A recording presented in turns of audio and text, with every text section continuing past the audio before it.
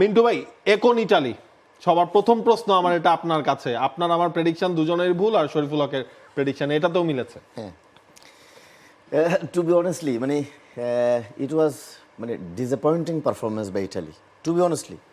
কারণ আমি রাতে খেলার মাঝখানে চেক করছিলাম অ্যাকচুয়ালি যে মানে ইন্টারনেটে এবং বিভিন্ন পত্রপত্রিকায় রিপোর্টাররা অ্যাকচুয়ালি কী লিখছিল, ইভেন ইটালিয়ান ফর্মার প্লেয়াররা তারা অ্যাকচুয়ালি কী বলছিল এই ম্যাচটাকে নিয়ে।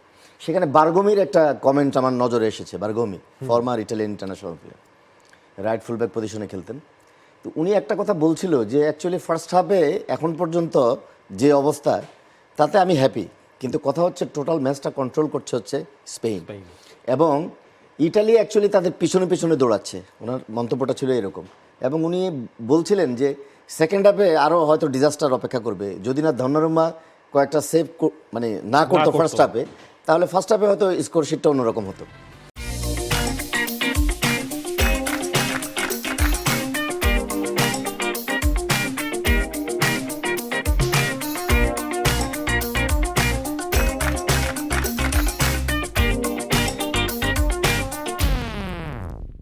তো এখানে একটা যেটা মানে খুব মানে সিগনিফিক্যান্ট ম্যাটার, সেটা হচ্ছে যে ইটালি অ্যাকচুয়ালি কি করতে চাচ্ছিল, না হাই প্রেসিং না ঠিকমতো mid block actually.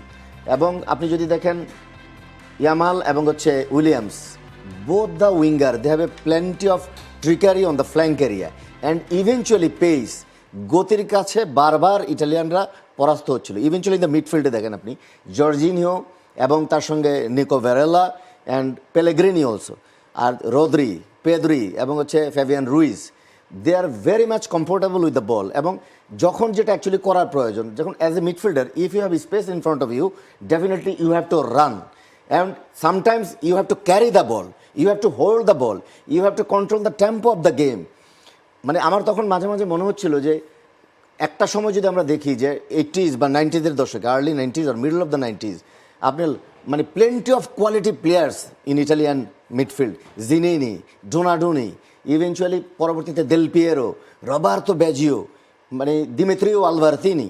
So unbelievable actually, they can control the tempo of the game. কারণ টোটাল ম্যাচটা কন্ট্রোল করেছে অ্যাকচুয়ালি স্পেন। এবং যেটা আমরা প্রিভিউতে আলোচনা করছিলাম যে মিডফিল্ড কন্ট্রোল, সেটা হচ্ছে মিডফিল্ড হচ্ছে ইঞ্জিন রুম একটা টিমের, তারাই কিন্তু লিঙ্ক আপটা করবে ব্যাকলাইনের সঙ্গে ফ্রন্ট লাইনের। সো এই ইঞ্জিন রুম যদি ঠিকমতো ফাংশন না করে অ্যাকচুয়ালি, তাহলে ম্যাচে কিন্তু আপনি কখনোই নিয়ন্ত্রণ রাখতে পারবেন না। অ্যাট দ্য সেম টাইম আপনি দেখেন সেকেন্ড হাফে যখন ক্রিস্টিয়ানসেন ওকে আনলো, তাকে কিন্তু মাঠে খুঁজেই পাওয়া যাচ্ছিল না অ্যাকচুয়ালি। ইভেন সামটাইমস যখন 65 থেকে 66 2 মিনিটে কিছু সময় আমার কাছে মনে হচ্ছিল যে Italy they try to rotate the ball position and eventually they try to get some space behind the backline also, চেষ্টা করছিল। এবং একটা ফ্ল্যাঙ্ক থেকে কিন্তু একটা ক্রসও এসেছিল যখন ক্যাম্বিয়াসও নেমেছিল সেকেন্ড হাফে। সো ইটালি যদি প্রথম থেকে ওই ধরনের একটা প্রেসিংয়ের টেন্ডেন্সি তাদের ভিতরে থাকতো যে don't let the opposition to play out, যেটা স্পেন করেছে অ্যাকচুয়ালি। স্পেন কোনো অবস্থাতে from the beginning to last whistle পর্যন্ত মানে দম ফেলার কোনো সুযোগ অ্যাকচুয়ালি ইটালিয়ানদেরকে দেয়নি। এবং একটা সময় মনে হচ্ছিল দে ওয়ার পাসিং মানে বিজি টাইম ইটালিয়ানরা, ওকে।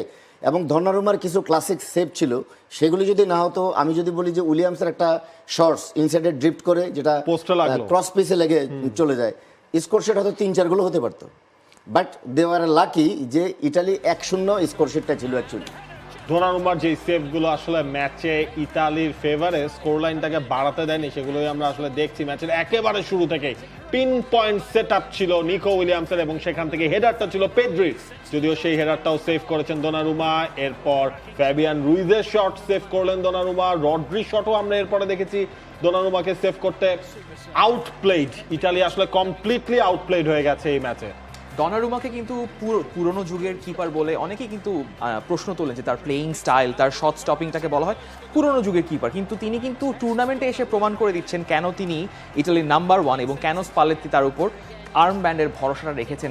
কালকে দনারুমা শেষ পর্যন্ত যেই প্যারি করে যেই ওন গোলটা কনসিড করলেন, সেটা কিন্তু খুবই আনফর্চুনেট। কিন্তু তিনি কিন্তু পুরো টাইম ম্যাচে ইতালিকে রেখেছে, যখন কনস্ট্যান্টলি স্পেন বারবার অ্যাটাক করে যাচ্ছে। 8টা ডিসাইসিভ সেভ তিনি করেছেন দনারুমাকে। কিন্তু For more updates, subscribe to our YouTube channel and click on the bell icon. Follow us on Facebook and Instagram. Download T-Sports app to enjoy exciting games and highlights. Visit tsports.com.